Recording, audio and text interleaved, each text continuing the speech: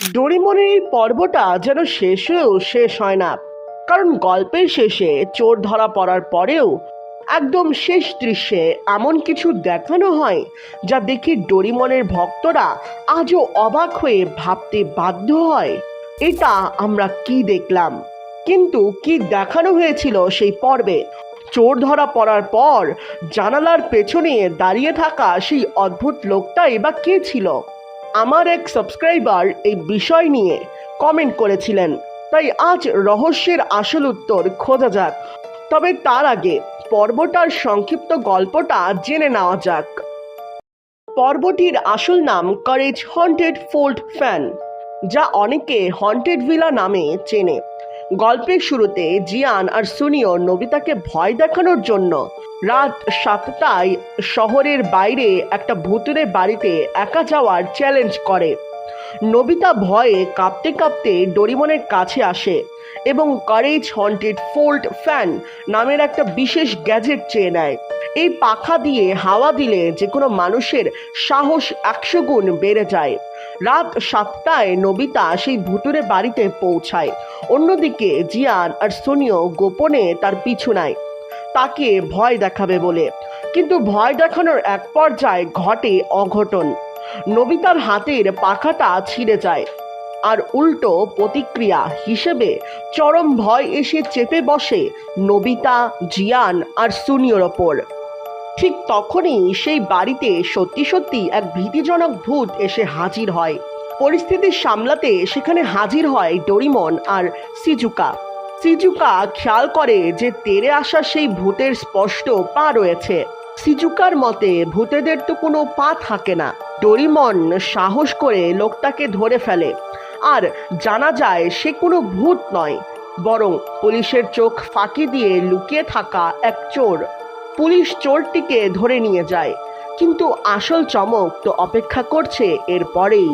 সবাই যখন নিশ্চিন্ত মনে বাড়ি থেকে বের হচ্ছিল, নোবিতা কৌতূহল সামলাতে না পেরে ভবনের সবচাইতে উঁচু তলার জানালার দিকে তাকায়। সেখানে এক অজানা মানুষকে দাঁড়িয়ে থাকতে দেখে সে ডোরিমনকে ও তার বন্ধুদের সবাইকে বললেও সবাই ভাবে এটা নোবিতার মনের ভুল। নোবিতা শেষবারের মতো পিছনে ফিরে তাকায় আর দেখতে পায় জানালার পেছনে দাঁড়িয়ে থাকা লোকটা চোখের পলকে একটা জীবন্ত কঙ্কালে বদলে গেল। এভাবেই রহস্যময়ভাবে পর্বটি শেষ হয়ে যায়, কিন্তু প্রশ্ন থেকে যায়, সবচাইতে উঁচু তলায় দাঁড়িয়ে থাকা সেই লোকটা আসলে কে ছিল? সে কি কেবলই নোবিতার মনের ভুল, নাকি সত্যিই সে কোনো ভূত? এই প্রশ্নের সরাসরি কোনো অফিসিয়াল উত্তর পাওয়া যায় না। এমনকি মূল মাঙ্গাতেও এই পর্বের কোনো গল্প লেখা নেই।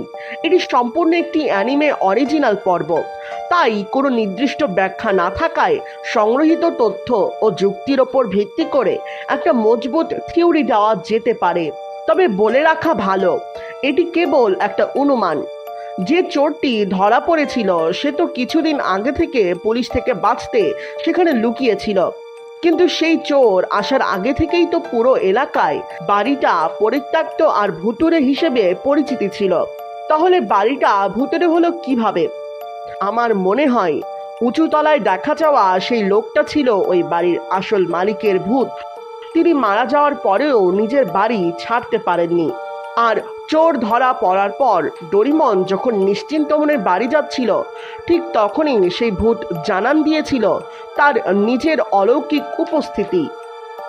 কিন্তু এখানে একটা বড় প্রশ্ন থেকে যায়, ডোরিমন তো মূলত বিজ্ঞান ও গ্যাজেটের শো, সেখানে নির্মাতারা কেন এমন একটি অদ্ভুত শেষ দৃশ্য রেখে দিলেন?